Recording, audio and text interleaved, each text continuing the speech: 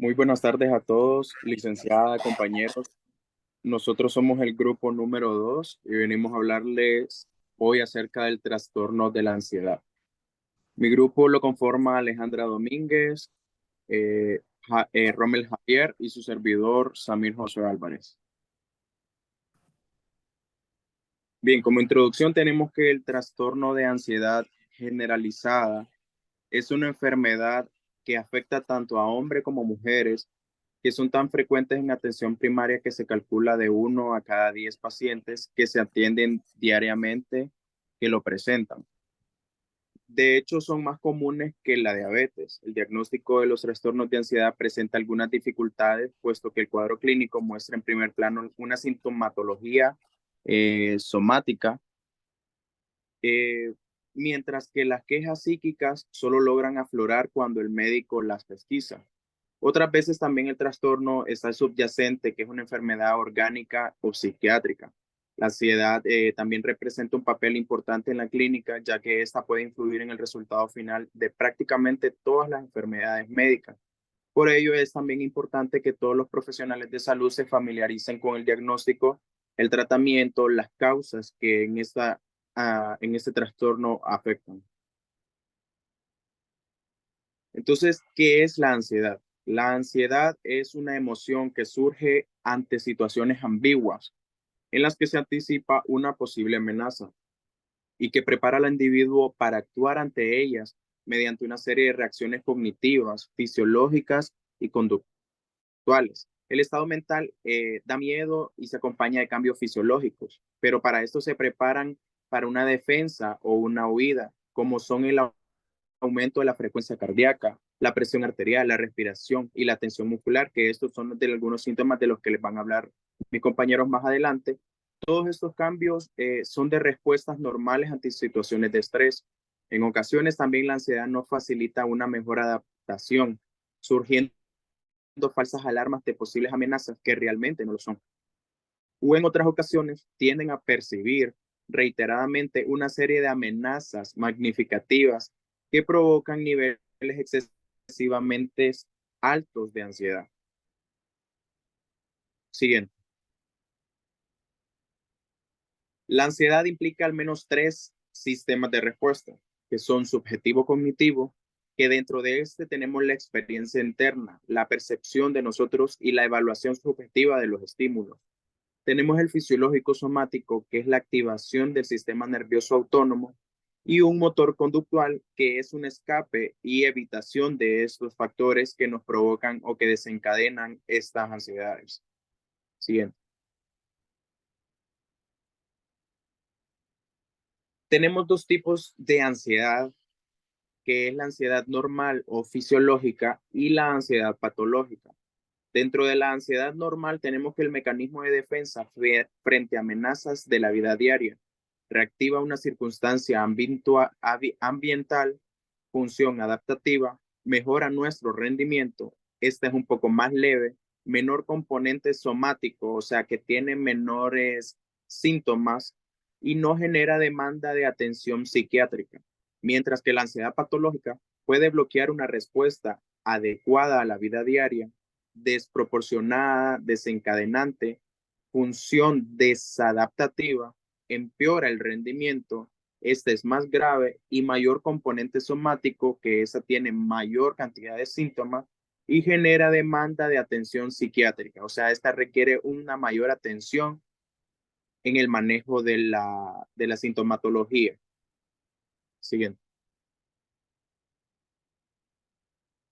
Bien, dentro de estos trastornos de ansiedad también tenemos lo que lo causan o los diferentes causas, los factores que desencadenan este tipo de ansiedades. Tenemos los factores biológicos, que los factores genéticos también son importantes en la predisposición de los trastornos de ansiedad. La vulnerabilidad genética se ha encontrado en la mayoría de los trastornos de ansiedad, pero con mayor contundencia en el trastorno de pánico, el trastorno obsesivo compulsivo y la fobia social. Dentro de los factores psicosociales, hay varios estresores psicosociales como ser los interpersonales, los laborales, los socioeconómicos, que todos esos desencadenantes o estresores psicosociales juegan un papel muy importante en muchos de los trastornos de ansiedad, como factores precipitantes, agravantes o causales de estos trastornos. Los trastornos de adaptación que se ha surgido que el tipo de educación en la infancia predispone al trastorno de ansiedad en la edad adulta. Sin embargo, no se han identificado causas específicas de ello. En los factores traumáticos tenemos que enfrentar acontecimientos traumáticos fuera del rango de la experiencia humana normal, o sea, fuera de nuestra diario vivir, de lo que nosotros vivimos día a día, algo que nos pase, que llegue a ser traumático, como sean los accidentes graves, los desastres, las violaciones, las torturas, los secuestros, entre muchos otros, estos suelen provocar serios daños biológicos cerebrales que se asocian a síntomas graves de ansiedad. Dentro de los factores psicodinámicos tenemos que este tipo de ansiedad se considera como la respuesta individual ante un peligro que amenazó desde dentro de una forma o un impulso instintivo prohibido que está a punto de escapar del control del individuo. La ansiedad como señal de alarma provoca que el yo, adopte medidas defensivas. Entonces, si las defensas tienen éxito, la ansiedad desaparece y si no sale libremente o se contiene. Según el tipo de defensa empleada, puede presentar síntomas conversivos, disociativos, fóbicos y obsesivo-compulsivos. Y por último, los factores cognitivos y conductuales, que esto se considera que patrones cognitivos distorsionados, o sea, un sistema de pensamientos negativos, proceden a conductas desadaptadas y trastornos emocionales. La ansiedad se presenta por una sobrevaloración amenazante de los estímulos y una infravaloración de sus potenciales personales. También por estímulos extremos y por mecanismos de condicionamiento generalizado que se pueden aprender o imitar respuestas o conductas ansiosas de los demás. Ahora los dejo con mi compañero. Buenas, yo les vengo a hablar acerca de cómo puede afectar la ansiedad en un adulto mayor. Se dice que además de ser un trastorno frecuente en la tercera edad, la ansiedad en personas mayores suele tener un carácter perdurable, es decir, de larga duración. Al igual que otras enfermedades, las consecuencias son mayores en cuanto más tiempo pase un tratamiento adecuado. De hecho, se han hecho varios estudios asociados a la ansiedad en la vejez con un número significativo de consecuencias negativas, que entre ellas tenemos las consecuencias físicas, que aquí puede haber un deterioro de capacidades, un mayor riesgo de enfermedades cardíacas, dolores musculares y aumento de la dependencia. En las consecuencias mentales puede haber una irritabilidad injustificada, un nerviosismo persistente, problemas de concentración, sensación de insatisfacción y deterioro cognitivo. En una consecuencia conductual, la persona se puede encontrar con agresividad, un aislamiento, hipoactividad o hiperactividad.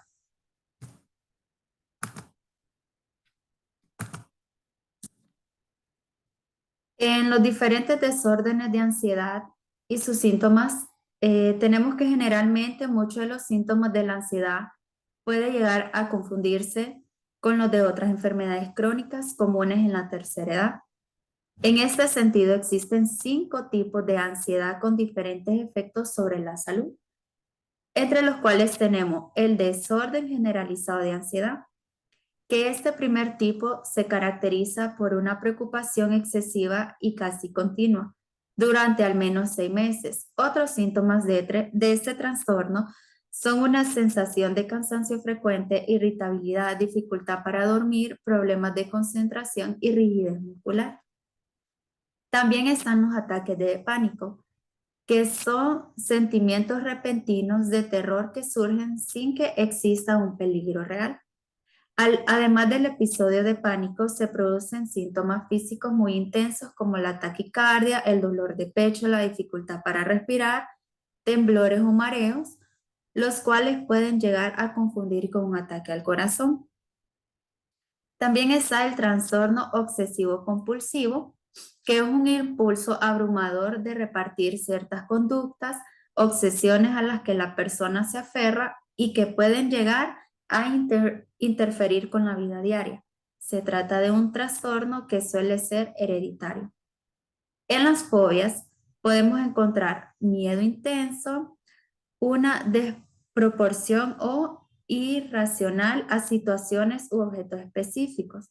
Las personas con fobia pueden experimentar una ansiedad inmediata ante aquello que temen, aunque no sea una situación de verdadero peligro.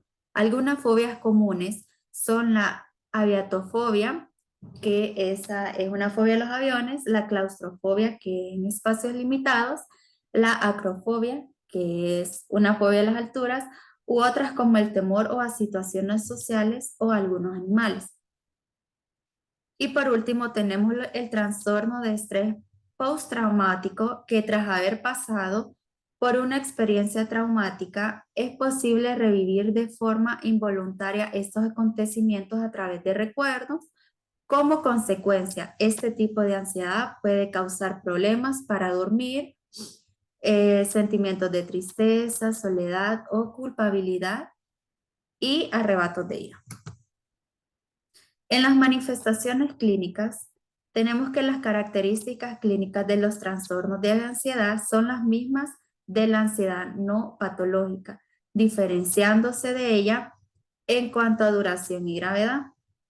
Los síntomas de ansiedad pueden variar desde los sentimientos de desasosiego hasta episodios de terror paralizante.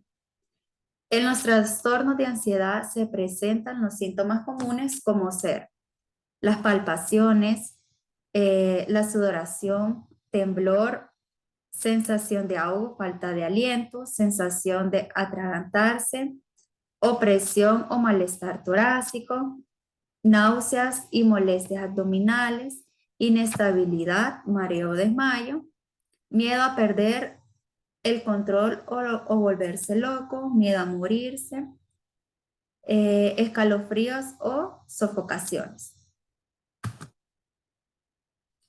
En el diagnóstico, de acuerdo con el Manual Diagnóstico de la Asociación Psiquiátrica América 4, los síntomas deben estar presentes, aunque puede variar durante un periodo de 6 meses, consistentes en una preocupación constante acerca de su salud, de la familia, del trabajo o de la situación económica. Esta condición suele afectar en una forma negativa la relación social y laboral. El conocer los trastornos de ansiedad en los pacientes que asisten al consultorio aumenta la capacidad del médico para dar una atención total e integral del paciente. El diagnóstico de los trastornos de ansiedad se basa en la historia clínica. Primero se descarta una etiología, o sea, una causa médica o neurológica. Luego es necesario establecer una categoría nosológica según el sistema de clasificación de los trastornos mentales con ejes de diagnóstico variable. Aquí es muy importante para que esos pacientes que han sufrido durante años la ansiedad, con un significativo impacto sobre el estilo de vida y adaptación. Los dejo con mi compañero.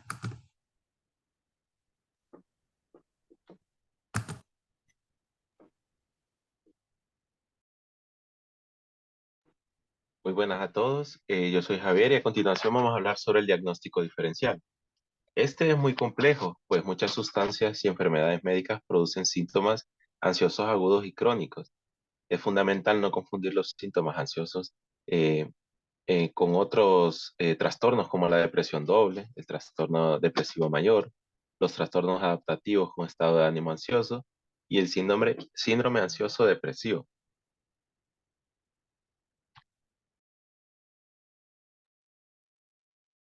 Siguiente. Ahora vamos a hablar sobre la prevención. La reducción del consumo de cafeína, el té, refrescos de cola y chocolate, pues ayuda mucho a reducir los riesgos de padecer ansiedad, así como mantener una dieta sana, mantener un patrón de sueño regular, evitar el consumo de alcohol, el cannabis y otras drogas recreativas. También el sonreír y evitar el estrés es la mejor manera de prevenir la ansiedad.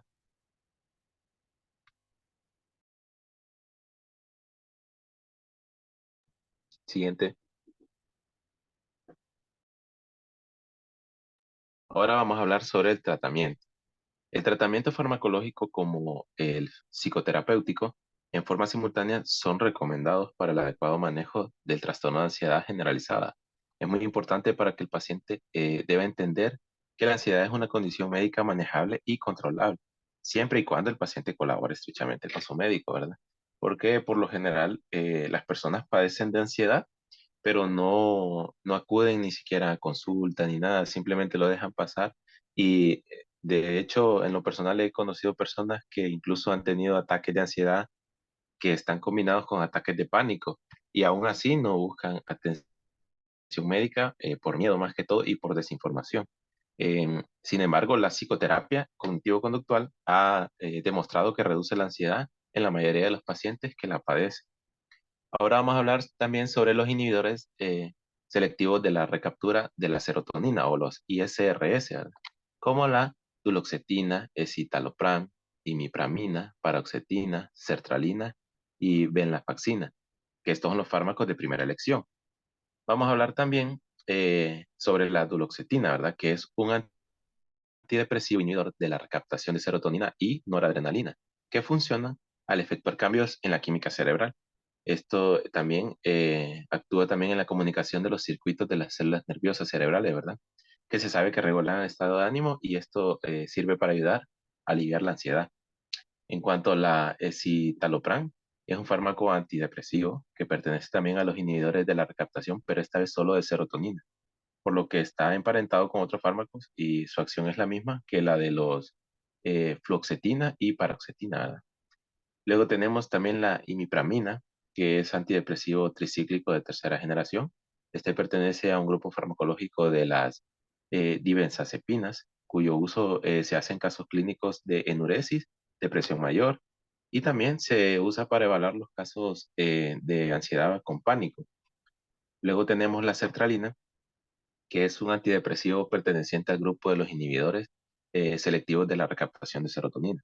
Este tiene efectos antidepresivos y ansiolíticos, y su acción consiste en aumentar la cantidad de serotonina, que es una sustancia natural del cerebro, y esta ayuda a mantener el equilibrio mental, así como la venlafaxina, que su acción, igual que la sertralina, es aumentar la serotonina, pero también aumenta la norepinefrina, sustancias naturales del cerebro pues, que ayudan a mantener el equilibrio mental. Ahora vamos a hablar sobre las conclusiones. Bu- Bueno, el trastorno de ansiedad pues, es una condición que afecta a muchas personas, como les había mencionado anteriormente. La gran mayoría no busca atención médica por desinformación, por miedo también, y es más común de lo que las personas creen. Es importante que dicho trastorno sea atendido de la mejor manera, debido a que este puede tener consecuencias muy negativas en la vida de la persona que la padece.